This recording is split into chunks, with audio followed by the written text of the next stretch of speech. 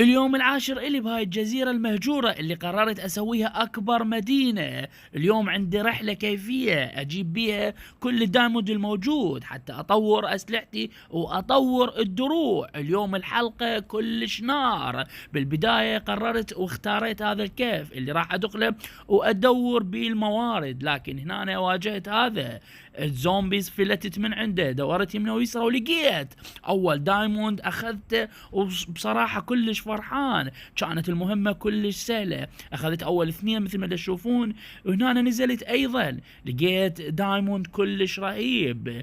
الرحلة كانت كلش حلوة. اليوم ما خلي أي دايموند بهذا الكهف، لازم أطور كل أسلحتي مثل ما تشوفون. هنا أنا بديت أخذه، لكن المشكلة كل مكان ألقى بيه 2 و3 ما لقيت، بس هذا المكان لقيت تقريبا بيه 6. هنا أنا الدايموند مالتي صار 16. بصراحة أنا كلش تفائلت. هنا أنا 2 أيضا لقيتهم كلش خرافي. قلت ما أخذ أي مورد، فقط الدايموند. لازم أطور أسلحتي والدرع مثل ما تشوفون. أنا على الملابس مالتي التعبانة، ديجوني سكيليتون، ديجوني زومبي، وحتى كريبر. وهنا أنا قررت أمشي شوية. هنا لقيت 2 كلش حلو رهيب. هنا أنا الدايموند صار عندي 25. اليوم لازم اخذ ستاك. يلا اطلع. فعلا لقيت هنا 2 ايضا، خل اخذهم. مثل ما تشوفون هنا الدايموند كلش متوفر بشكل مو طبيعي. وصل عدد 32 دايموند. وهنا بعدها هنا استمريت بالبحث واكتفيت وطلعت، رجعت للبيت مالتي وانا محمل دايموند كلش خرافي. تتوقعون ايش قد العدد اللي لقيته؟ واو 56. بعد لي كم وحده واحصل ستاك. وهنا بديت اشتغل على الدرع مالتي.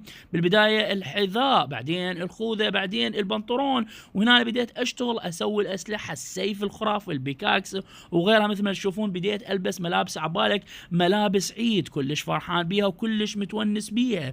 اليوم عندي مفاجآت، صار لي 10 ايام بهاي الجزيره. اول مفاجاه رحت عليها مثل ما تشوفون ملابس صارت اسطوريه خرافيه رهيبه. لكن بالحلقه الجايه راح اشتغل البيت مالتي، راح اوسع البيت مالتي. وهنا أنا كان عندي مشكله بالمزرعه الصغيره اللي سويتها، ما كانت تنمو كلش، وهاي بس ما تنمو. الظاهر ما مدى يوصلها زين. قررت اضحي باحد الافرع مالتها واسويها كلش كبيره. وهنا المفاجاه الثانيه هي كاثرة البقر بالإضافة إلى الخرفان. مثل ما تشوفون جبت كلش خرافي بالكواليس سويته. هنا لقيت حصان جاي قريب على البيئة مالتي، وقررت يعني أربيه وأروضه. هنا أنا سحبته بالحبل، وصلت للبيت مالتي. لازم أستخدم الحصان حتى أتنقل. مثل ما تشوفون هنا أنا صعدت عليه شمرني يريد أكل، بس أنا ما عندي أكل. مهم لبست الصدل. وهنا أنا حلقتنا كانت كلش رهيبة ونار. انتظروا بقية الجزء، وهنا أنا أقدر أختم. لا تنسى اللايك والاشتراك، وانتظرني بالجزء اللي جاي.